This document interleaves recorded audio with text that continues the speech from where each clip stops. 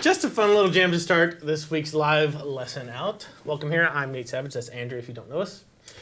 This week we're going to be talking about something that's been very vital to my playing, and it's something you can apply to the guitar no matter what level you're at. We have something for beginners, intermediate, and advanced players here, and it's called the CAGED system, or some people call it the CAGED sequence of chords up and down the fretboard. You may not know what that means, but don't worry about that. We'll explain this as we go throughout this lesson. It's something that's really, literally going to explode your rhythm and lead guitar playing alike once you get the basic concept down and start applying it to the guitar. And the stuff I was playing on here, all I was playing for rhythm guitar was G, C, and D major. But I was playing it, I don't know, I think I hit 4 different types of each chord. Yeah, it sounded like 4 different voicings for each chord. Yeah. And it's something that's going to allow you to do that instead of just sticking to your open chord, just sticking to your super basic bar chords if you're kind of upper beginner, intermediate player. Yeah, I would say it's one of the most vital and probably introductory ways of really getting yourself moving around the fretboard, right? And covering more of the fretboard too. And it applies to lead guitar too. Oh, 100%. Right. We'll get into that more later, but one of my favorite fringe benefits of this is it helps you memorize the notes on the fretboard if that's something you've kind of been putting off or just been not wanting to deal with it. So, And we just to say, like, we both use the CAGED system differently, but we also, like, it's great to combine with other systems as well. Some people really don't like it, and they say don't learn it. Some people love it and say it's the most important thing ever. I think that it depends on the style of music. And I like players that do both, and I use both. I use like 3-note per string system, intervals, CAGED system, all those things. But this one, it's gonna be really good for you whether you're beginner, intermediate, or advanced. Definitely. Before you jump into the teaching, I'll mention 2 things. Okay. One, there is a PDF of kind of what Nate's going to be teaching available below the video player. So you can jump down there and you can download that. And then also, if you guys do have questions, for those of you guys who are members, again, below the video player, click on the questions tab, type in your question, send it in to us, and we will answer your questions in the Q&A section later. Awesome. Yes. Cool. I know there's already one question in there. It's a great leading question for intermediate players. So the CAGED sequence of chords, let me give you a quick definition of what it is. All it is, it's a sequence of chords up the fretboard or shapes that are very predictable. They're always the same. And it allows you to play basic chord voicings, or not so basic chord voicings, but for this lesson, basic chord voicings, in at least 5 different places. So like I said, instead of being stuck in maybe with just an open C major or C major bar chord, E shape, yeah, I can play it anywhere on the fretboard. It's just a matter of learning your core main 5 open major chord shapes, and then learning how the sequence of chord walks its way up the fretboards. And it allows you to chunk the guitar up into little bite-sized pieces, so you're never lost, so you're never wondering where you are. The first step for you guys out there that are beginners is to learn your fundamental 5 open major chords. And those chords, the easy way to remember them, it's not alphabetical, it's CAGED, C-A-G-E-D. 5 chords, right? So if you can just remember that, just remember the word CAGED. And if you're new to guitar, it may take you a while to get these chords down, but that's fine. C, A, G, E, and D. And I'm going to go through each one of these slower, so don't worry about that, guys, if you're new to it. The hardest one is probably the C chord for a lot of newer players, because when you reach your 3rd finger out, it tends to kind of do like that, right? And mute the neighboring strings. So one tip I have for you, see, I have to do that, I have to intentionally kick my wrist out here and kink it. So what you would do is pull your elbow into your body and straighten your wrist out a little bit. And that allows you to come down on the very tips of your fingers, right behind the frets, to make this chord, right? And be patient with yourself. Give yourself, a few weeks to work on this if you're brand new to the guitar. Fingers right behind the frets, right on the very tips of your fingers. Try to be aware if you're muting any of the neighboring strings. Go through each individual note, right? And all of those chord tips apply to the 5 basic chord shapes we're going to be going over here. So that's your first one, C major chord, and it's in the PDF for you if you need to really study the shaping, take your time with it. Now, if you already have your chord shapes down, these 5 basic shapes, the next step as you go through these 5 shapes is to memorize where the root notes are, because they're kind of your home bases or linking points for the CAGED sequence of chords up and down the fretboard. So in this open C major chord, there are 2 root notes. There's one here on your index finger. There's one here with your 3rd finger. You can tell that because of the black notes in the chord diagram. Those are going to be root notes. So it's very important that you understand that those are root notes and you memorize exactly where they are. Now, if you're an intermediate player, what you want to do with this is memorize where the 3rds and 5ths are too. So just in case you don't know, a C major chord is spelled C-E-G. Yep. The third is an E, C, D, E. That's the third. F and G is the fifth. So the only notes in this chord are C's, D's, and G's. Yeah. So the roots are the C's. The third is an E. Right here, second fret of that D string, and then the high E string, right? So you need to memorize where those thirds are.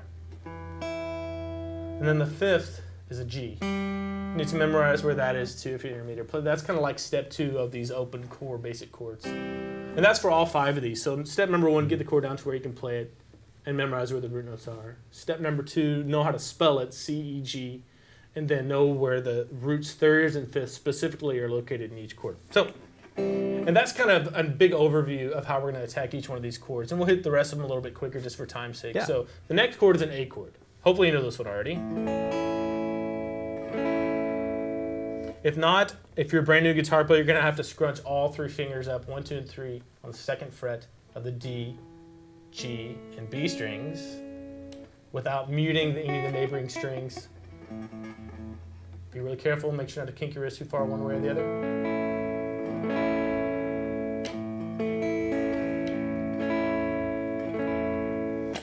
And you want to be aware of where the root notes are as well. You have the open A string.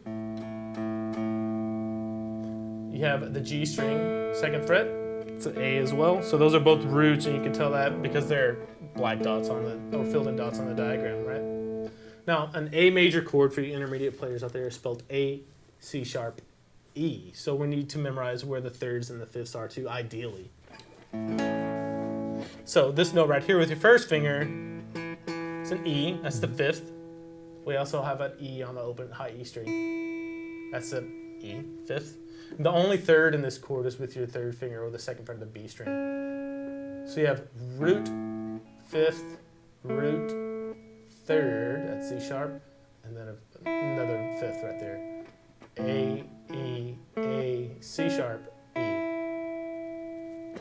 So take your time with that, apply it to your practice, routine or whatever level you're at. If you're just making the chord, that's fine. If you need to memorize the chord tones, that's cool too. Next chord is open G major.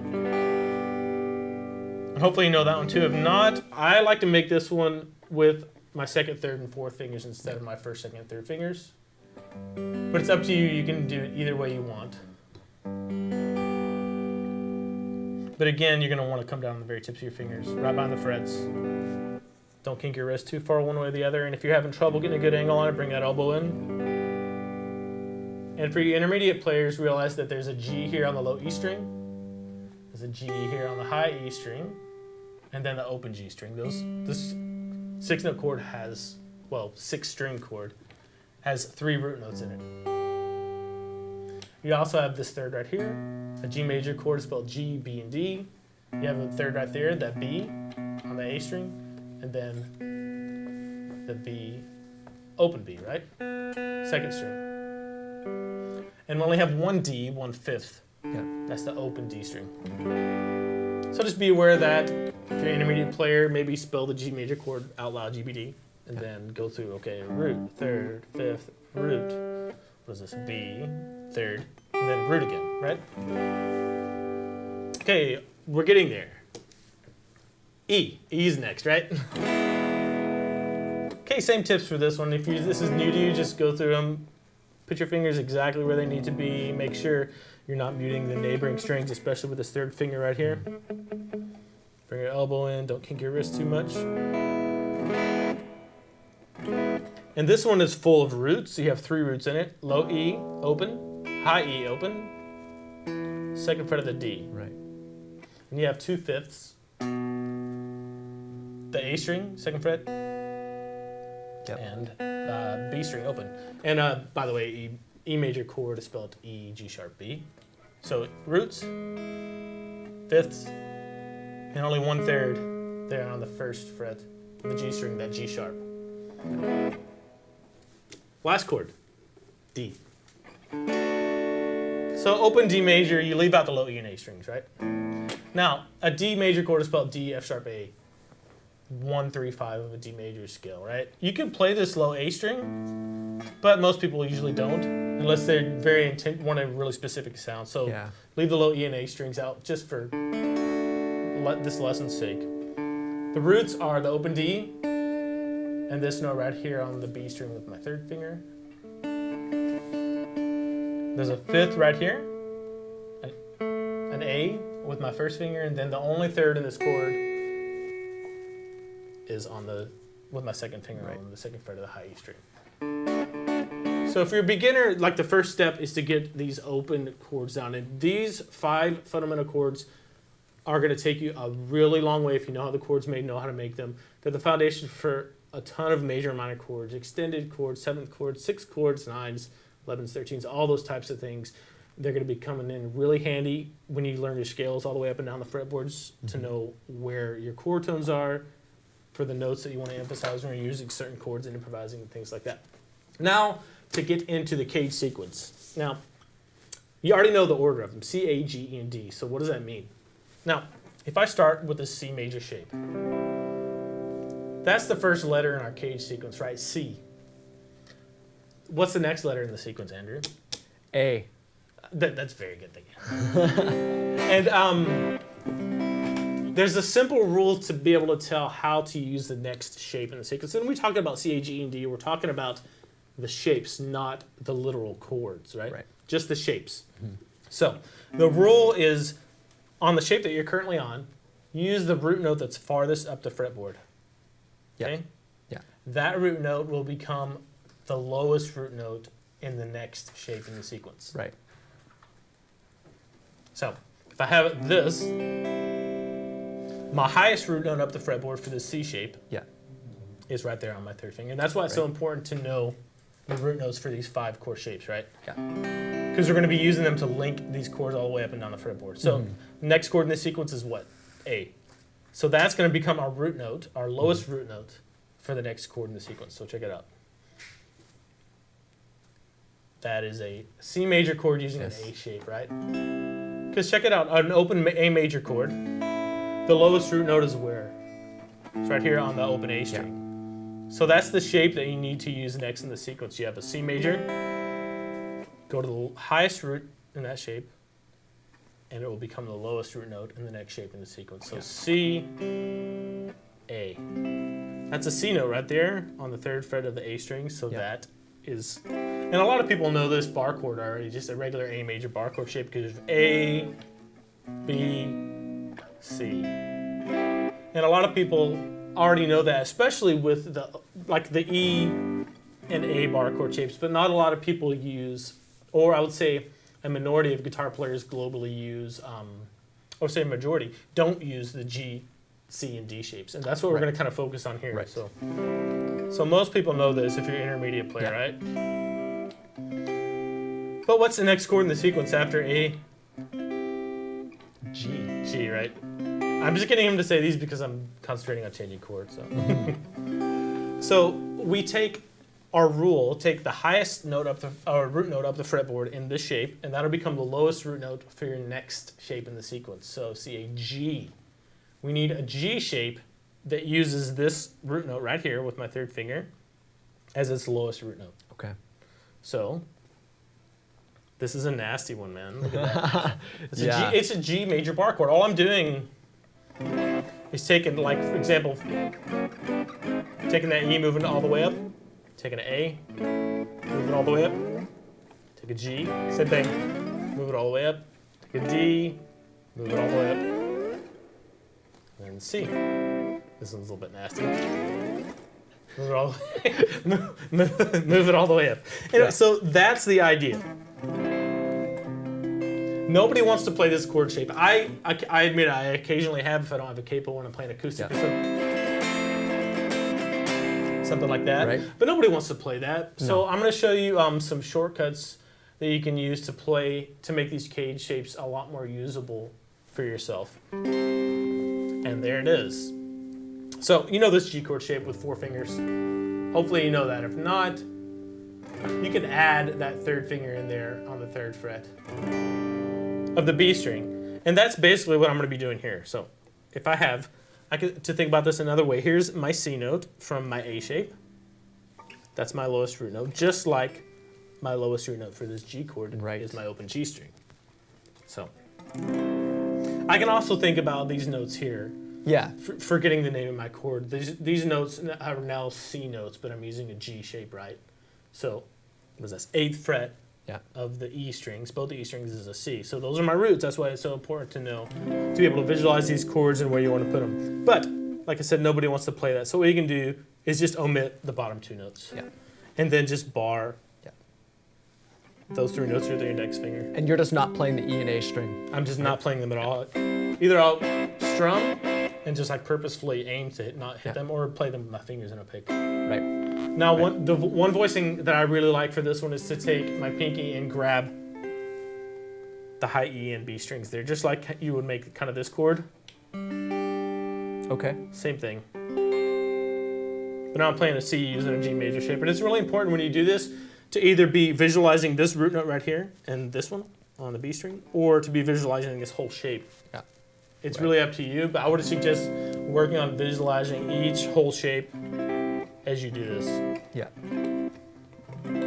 What you're doing is you're memorizing the chord tones for any major chord up and down the fretboard. And this works with any major chord. Yeah. The sequence is always the same, it just matters where you start. Now what's the next chord in the sequence? We're on C, A, G, E. Okay, now what's the highest root note in this shape? I would probably think of, just because my pinky finger is so stretching to get this so badly, I would think of the high E string. You can do the low E string too, that's a C. So that is the highest root note in the G shape, so it's going to become the lowest root note in the E shape. And this is just a standard E bar chord shape, right? And just to clarify, when you say the highest note, you're not saying the highest tone, but you're saying the highest that way. Yeah, the one farthest up the fretboard. Okay. Yeah, not the highest in pitch. Okay. So these C's are now going to become the root notes for my E shape. Seen that one before.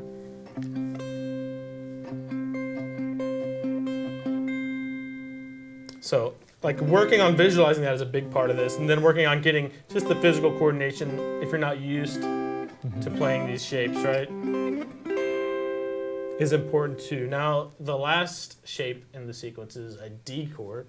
So we're going to take the root note that's farthest up the fretboard with this E shape, which is right here with my pinky. You have a root note there, there, and on the high E string too. All C's. Take the root note highest up the fretboard, and that's going to become your lowest root note for your D shape. Now, we're kind of mimicking the open D string here with a shape. Yeah. And that's our lowest root note there. So that will be where your index finger plays. But again, that's a pretty nasty chord, and if I don't use this one a lot, I tend to botch it. So oftentimes I'll just play a D major shape. Yeah. But you have to know where the root notes are, because in this shape, there's a root note here, and your pinky is a root note too. Yeah. So you have to memorize this shape. And the good exercise for this is to just maybe try playing a 1-4-5 in the key of G, using only this shape. So G, C, D, and that's a really good exercise to do with all of these shapes. Yeah. But that's the CAGED sequence of chords. So that may seem like a lot of information, but once you kind of tackle this and put it to your daily practice routine and get the concept down, and then it starts over, C. So C an octave higher, right? Right. Now I have at least 5 ways to play all of my major chords. Yeah. All you have to do is get used to singing the sequence, practice it with one chord, and then once you're done, maybe practice it with another chord. So like G. What's next in the sequence? E, right? Yeah. E bar chord shape. Next in the sequence is a D. Next in the sequence is a C. Playing a G major bar chord with a C shape. A. G major bar chord, A shape. G. And all of this is G major, 1 octave higher. Yeah. Nice. So it's super useful. So instead of just being stuck or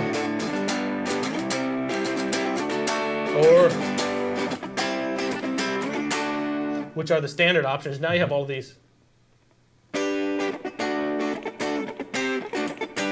Nice.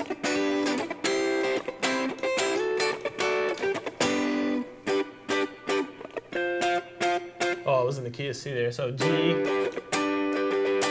C, D. Back to G. So you get a lot of different options, and I guess the main reason for the CAGED sequence in this context is to give you options on what voicings you want to hear. It's like if you want to hear a certain note on the top or a certain note on the bottom, you can do that if you work on this. If you're playing with another guitar player, or acoustic guitar player, or a piano player, or bass player, and they kind of have the low end covered, and you don't want to play big muddy chords all the time, or if the style of music doesn't call for it, maybe you want to play just this, or maybe just this. Instead of this. The CAGED sequence is going to allow you to unlock a lot of really cool chord voicings. It's going to allow you to be a lot more creative with your rhythm guitar playing. And the last thing in the PDF is just the 5 musical examples that show you how to play a 1-4-5 in the key of C major. Right. So a C, an F, and a G, using all CAGED sequence kind of located in every position on the fretboard. So you have a C, F, G, C, F using a D shape, G using the E shape, and you have a C using the G shape, an F using the C shape, a G using the D shape, and you come up here to a C using the E shape, F using the A shape, a G using the C shape, then you get up to a C using the D shape, F using the G shape, and again I'm just using the top 4 notes of that, and then I have a G using the A shape, and then everything just starts over again. But instead of just being limited to using 3 chord shapes or something like that, the whole world's going to open up to you. And you can use partial voicings on all these. If you're playing a G, you can play maybe just the bottom 3 notes, maybe just the next 3 notes, maybe just the next 3 notes, maybe just the next 3 notes. Depending on what you want to hear, what note you want to have in the top, it's really up to you. Yeah. Cool.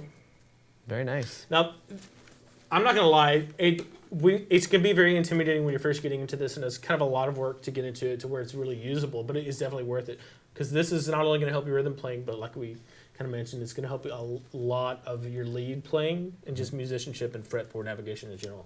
Yeah, it's not necessarily like you're going to play these chord shapes every time you play lead necessarily, but one thing, the way that I like to use it is you actually can overlay every major scale or pentatonic shape onto a chord all the way, which is kind of a nice way to be able to look at it. And then you could, as a more advanced player, maybe emphasize some chord tones a little easier in those shapes. Or at least like if someone's like, we're G. Yeah.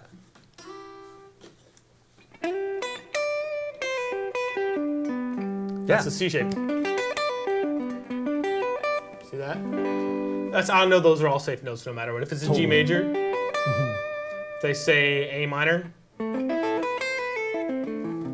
it's just the E shape. Yeah. And what you're doing there is just the arpeggios, Just right? the arpeggio. Yeah. That's it. Like just playing it safe. Yeah. Right?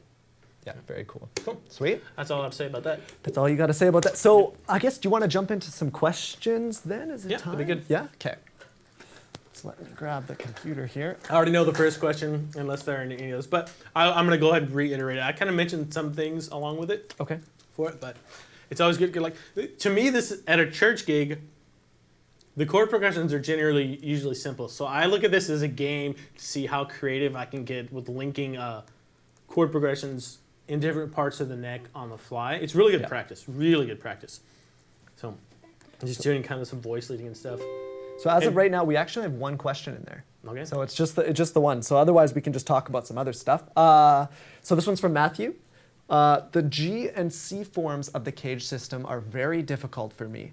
Are there variations of those to make the forms easier, or are these forms even used realistically by most players? For example, I found an easier version of the D shape, which is basically playing a regular D chord along the neck, which you actually demonstrated. It is very usable for me. Any suggestions are appreciated. I completely agree with you on that D thing. So he's saying if you have a D chord, forget all the notes below and just use that as your basic triad. All it is the second inversion triad. If you don't know what that means, it just means that the third note in the chord is the root, which is the fifth. Yeah. D, F sharp, A. Yeah. So the fifth is in the root. And here's your root, and here is your third. So just move this around anywhere you want. And wherever you land, for example, that's an A right there with my third finger on the second string. So it's an A major chord. A, C sharp, E. Yeah. G, F, E, D. Check this one out. C. Hey. Yep. Because of the note back here, right? As far as the G shape goes, let's do a couple of different things. And this is where the CAGED sequence, everything is so tangled up and intertwined, everything's sewn together. This is a really cool example. So if you have an open G chord like this, right? And I move that up one whole step, come back to bar it. And then, like I said, just forget the bottom two notes. And maybe bar the top two notes there on the 5th fret, the B and high E string with my pinky, and grab the G and D strings with my index finger. That's the most practical shape for the G chord that I like to play. But really, that's a G chord, an A chord using the G shape, right? Right. But look, all you're doing is playing an A. Yeah. And throwing some notes on top, right? Maybe even just one note on top. So seeing how that A connects to this G and how they're really part of the same shape, right, is a big deal, right? So that's the one for G that I would recommend using. And this one to me is like power chord, easy to slap on. Totally. Oh yeah. It is a power chord. It only uses roots, thirds, and fifths. Roots and fifths unless you use this voice. Yeah. Yeah. If you use the double pinky, then it is a power chord. So, as far as the C major chord goes, there's two. Like you said, just using a partial. Like here's a D chord using the C shape. Right? Leave the root out. You can. But look, all that is a D chord. It's like a straight up D major chord. D shape, D major. All you're doing is throwing in an extra note right there. So the D chord and the C chord are intertwined big time too, just like the G and the A. So that's one that I use a lot. Also one that a lot of people don't use is a first inversion D chord right here. Okay. Just these three, the G, B, and D strings right there. So you have D, F sharp, and A. You use that one a lot. And here's the minor version. Let me do that for you on the same chord. So D, F sharp, A, lower the third, you get a D, F, A. That's cool.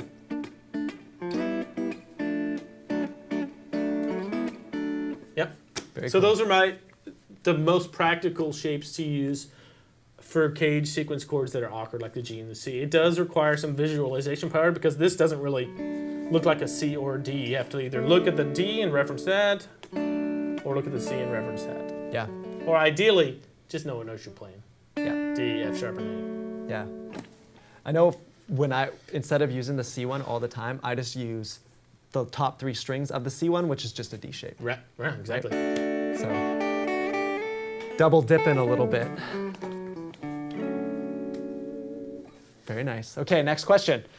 Was there anything else you want to talk about with that? I don't think so. If anything else comes up, I'll throw it in. Okay. I think that's it though. This one is from Piajutsu. Is this lesson in the members site? If not, are you going to make a lesson out of this live feed? Yes and yes. Yeah, we have. Go ahead. It'll be in the live archive, right? You'll have the larva today. You'll have the live archive, so it'll be up right away. You can jump in and watch this. But also, it's kind of CAGED week a little bit, right? So we've got a bunch of free YouTube videos that are going out based on CAGED, and then we also have a full members course on CAGED. Right. I filmed. There's going to be a series of like 4 free lessons on CAGED. I filmed most of them today. Mm-hmm. And Thursday, I'm filming the entire CAGED 1 series. It's like all the stuff we covered here, but not nearly as fast, a lot more detailed, a lot more musical applications. a lot more easy to follow and kind of step by step. Yeah. So you can just pick all this up, and you're going to be, if you get this stuff down, you'll be primed to be like beast mode for rhythm guitar. Oh yeah. And that'll lead you into being beast mode in whatever style or lead guitar too. Yeah. Yeah, I agree. Okay, next question here. This one's from Gene Allard. This is a lot of info all at once. I know. References you could recommend? Yeah. Any references? Like more just like reference material. The cage sequence when it comes out is going to be really good. It's going to be very slow, very step by step. If you're having trouble digesting this, I would pick one shape out of the cage sequence that you're not familiar with. Yeah. If you know your E bar chord shape, Yeah. then you're already familiar with that one. If you know your A bar chord shape, you're already familiar with that one. If you don't know, probably the easiest one to get into will be D. Yeah. If you know your D chord but you never worked on you moving it around the fretboard, just pick that one. Try making it with your second, third, and fourth fingers instead. Or, just leave the low root note out, that open D. Leave it out completely, just make it like a normal D chord. And just move this up and down the fretboard, and you can work on memorizing the notes on the B string as you do this. So D, E flat, E, F sharp, G.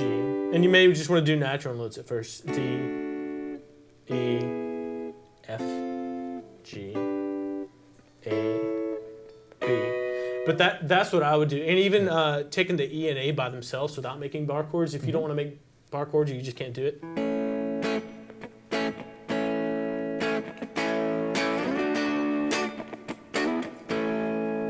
So that's just a 1-4-5 in the key of A. Yeah. We made an A. And you were barring, but you could even do that with 3 fingers down, right? 3 fingers too. Totally. Yeah.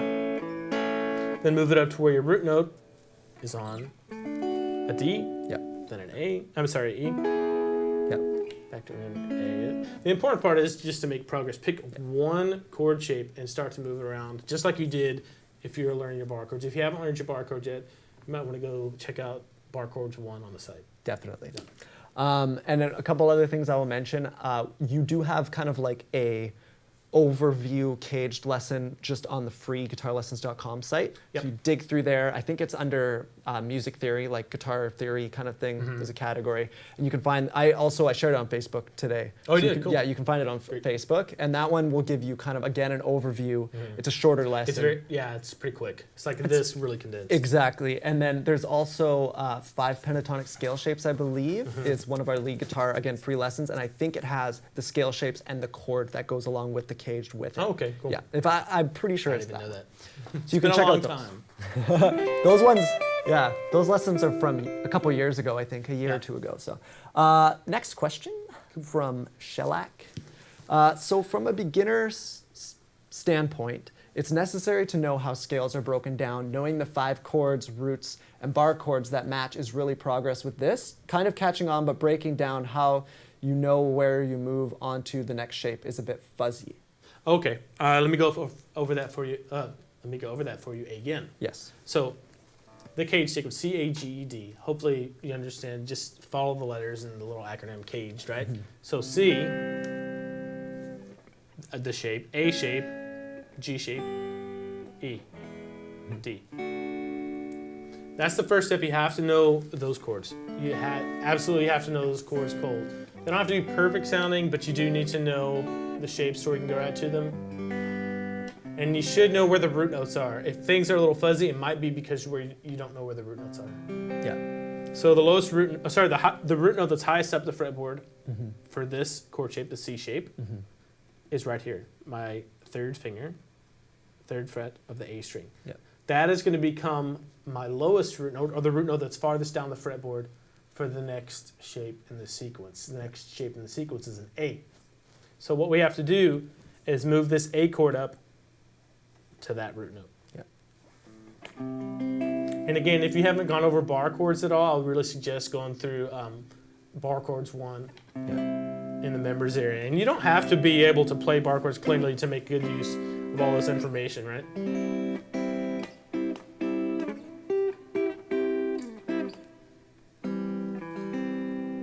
But the rule is take the root note that's highest up the fretboard with the shape you're on and use it as the lowest root note farthest down the fretboard for the next shape in the sequence. So moving from a C to an A.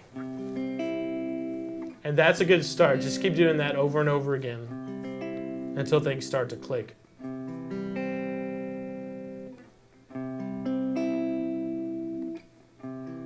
C using a C shape, C using an A shape. Yeah. And the same thing, take the root note that's highest up the fretboard, right there with my third finger. And this is, again, where knowing the root notes of your open major chords, that A there and the open A comes in really handy. And that root note is going to become the lowest root note farthest down the fretboard for the next chord in the sequence, the G. And again, I would just start with that first change if I were you. Yeah. And one thing that I like to think about when I do these is they all overlap. So like you were, when you make that chord, this part here technically stays and we go on to the next one, right? All we're doing is putting this A shape right there. Exactly. And then we would do the same. This part would stay and we move up exactly. The G. Yeah. And then, this is weird, an E. Yeah. Unconventional way of playing. And then the C, check it out. Yep. That was more confusing. Yeah. I thought it was better. I don't know.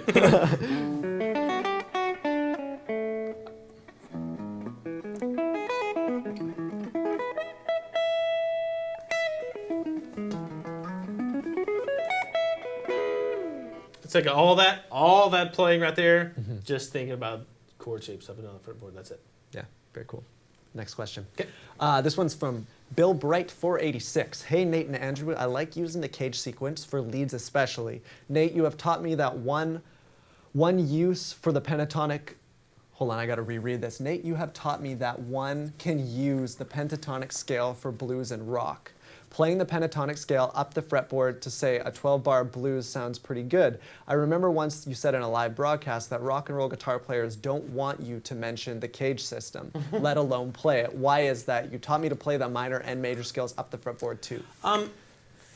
A lot of metal guys or hard rock guys use the 3-note per string system for navigating the fretboard. And I think the reason for that is because it allows for a lot of fluidity and speed. So, where's my mind?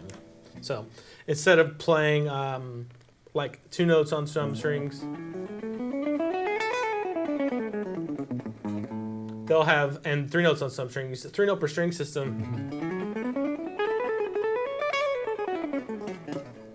uses 3 notes on each string. And it's not a problem, but the thing with that is this scale shape, standard 3-note per string A major scale,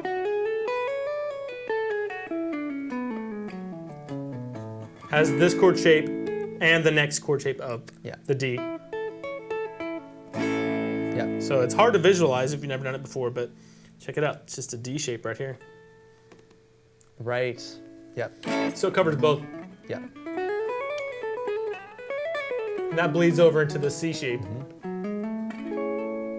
Yeah. And 3-note per string guys, either they're relying on 3-note per string shapes a lot and not necessarily arpeggios going by ear, or they're just thinking about notes. I've seen that too, like a lot of jazz guys that use 3-note per string. Instead of really thinking about shapes as much, they're just thinking about the actual notes that they're playing. Yeah. A couple things that I'll mention too. Obviously, it's more efficient to be playing 3 notes on one string instead of most of the other kind of pentatonic or CAGED style would be more playing 2 notes on a string. So it's definitely, it's harder to kind of get that speed, so it makes sense. And then also, and this is my opinion, but trying to be as objective as possible, would be that when you play the 3-note per string, I find it to sound a little less melodically pleasing, where it's more like, that's awesome, cool. Yeah, it can be done. There's guys that do it for sure, but then the guys that maybe will play a little bit more of the CAGED side and the pentatonic side tend to lean a little more melodic and not as fast. Thirds, fifths, just bigger intervals, just because a lot of them are thinking about, I think, chord tones more. Which is why you usually suggest a balance of both, right? If I want to bust out a fast lick, I'm probably not going to use CAGED. Well, at least I'm probably not going to use CAGED shapes. I may start, like if I have an A shape. Okay, here's my starting. Right. Right. And then maybe.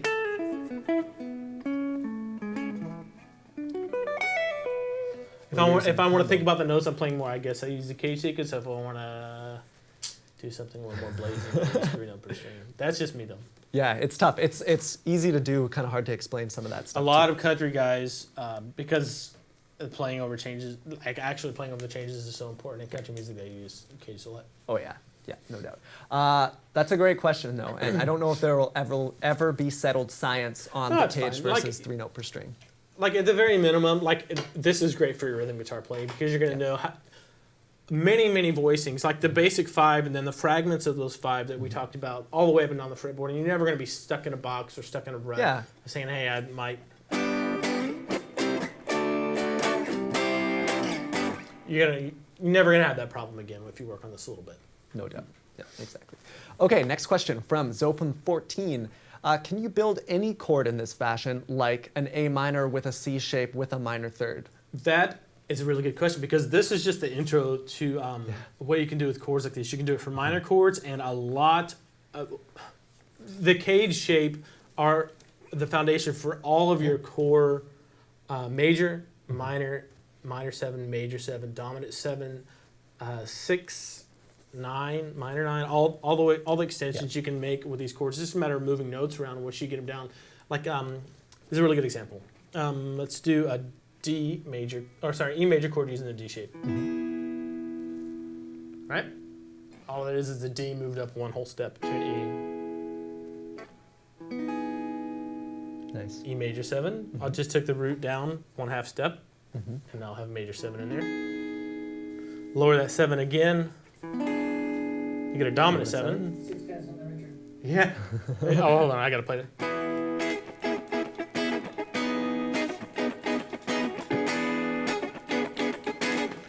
That's a perfect example. Sixpence on the Richard song is a perfect example of that. Yeah.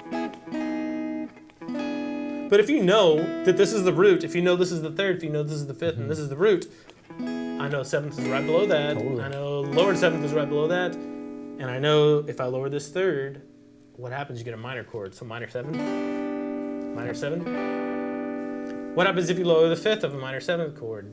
Minor 7 flat 5. Ooh. If you lower the 7th again, you get a fully diminished 7th chord. So you could. That's the key, or the biggest kind of Pandora's box when it comes to these shapes. Once you understand how they're made, all it is a matter of manipulating the notes. 6 chord, and then you're gonna be able to play pretty much anything you want. Next question from Jerome. Since the E minor and A minor bar chords are movable, do they work with the C minor, G minor, and D minor chords in a cage sequence? Are there others related to cage chords that work with the system? So you kind of just explained that. Yes, but I'll get into that a little bit more because the G is kind of weird and the C is kind of weird. Yeah. Let's go with the G first. There's not really a practical way to.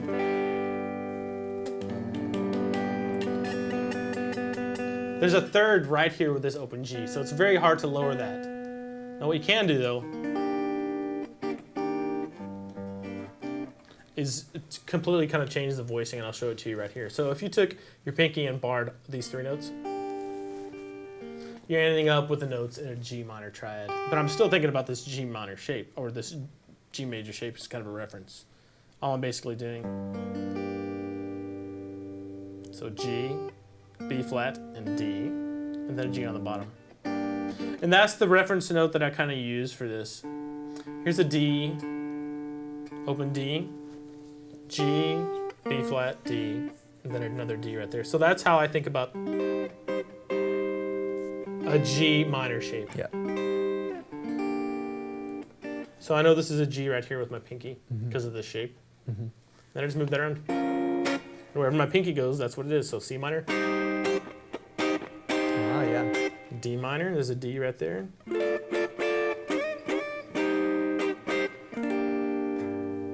Nice. The next shape, the C minor, is kind of a weird one too. Because you have in a C major chord, there's a 3rd right here on the open high E string, and there's a 3rd right here on the D string. It's no problem to lower this 3rd.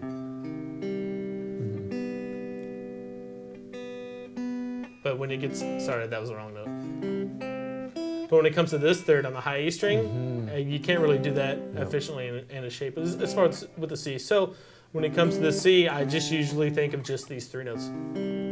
Yeah. And And I move that around.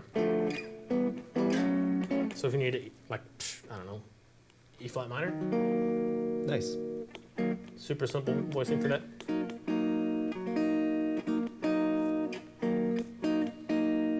There too, you can use that. That's part of that C shape. Cool. Yeah, very nice.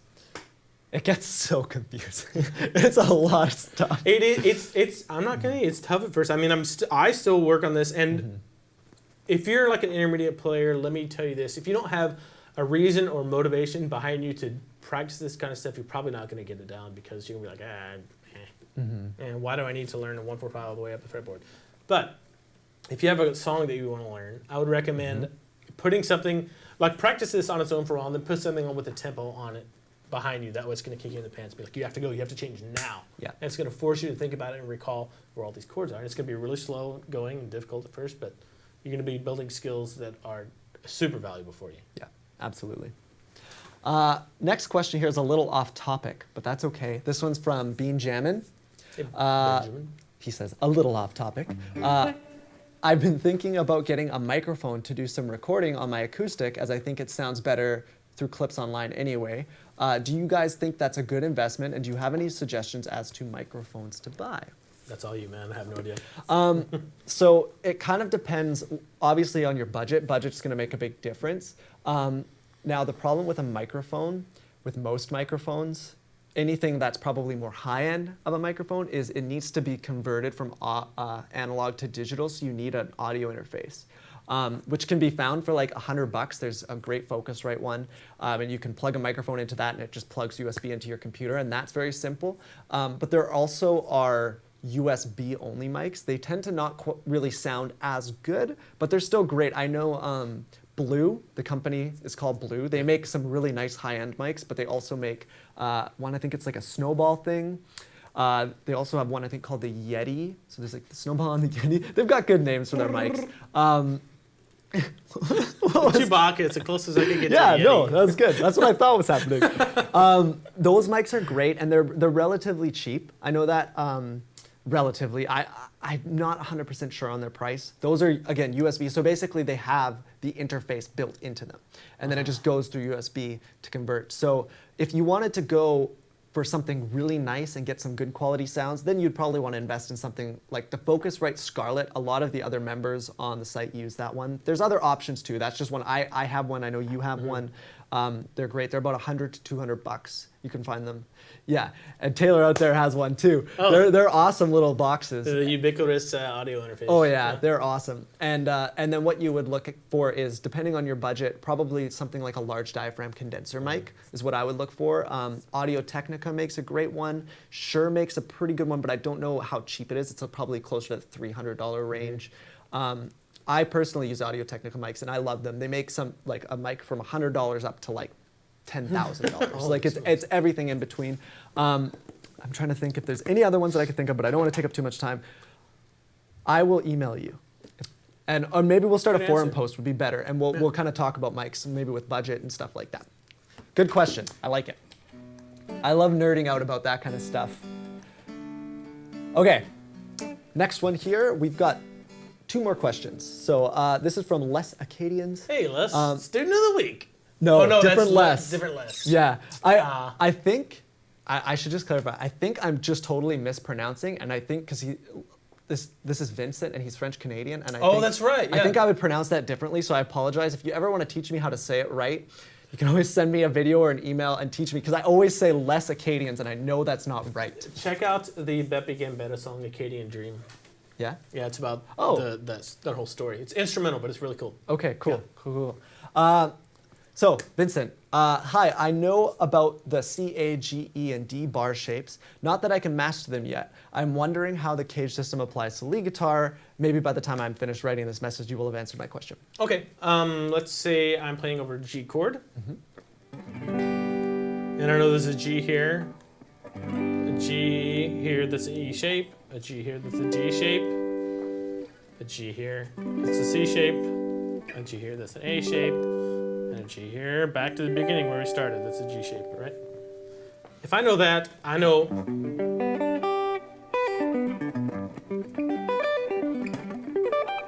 where all of the chord tones for the entire fretboard are for that major chord, and the same thing goes when you start learning CAGED with the minor chords and everything. That's the core, I think, most valuable part of it for me, because everything else is kind of superimposed or laid on top of there. So if I have this G major chord, E shape, and I know this arpeggio that goes with it. There's a major pentatonic that goes with that. And I know automatically where all the chord tones are in that thing. Yeah. Same thing, there's a major scale that's overlaid. And I know where all the chord tones are in that. And that's how the CAGED sequence can apply to lead guitar. You're automatically going to know exactly where all the important notes are for playing over changes. Yeah, I agree. And for me, the way that I kind of use it, without getting too into, I have a bunch of different methods that I kind of combine. But one of the things that I like to do is I combine, I basically use two main shapes when I'm playing, which is if we're in E minor or G major. And then I use this other one that's a little weird.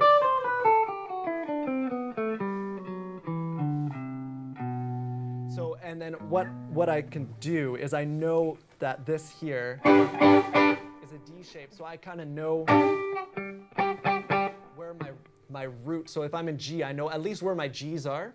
And then when I'm up here, it's the same thing. I'm using, basically it's a G major, right? Or an E minor, depending on how you want to look at it. And again, I know where my chord tones are, so that, because basically, like, if we're playing in the key of G, even if Nate's playing a C or a D, G is almost always a safe note. Yep.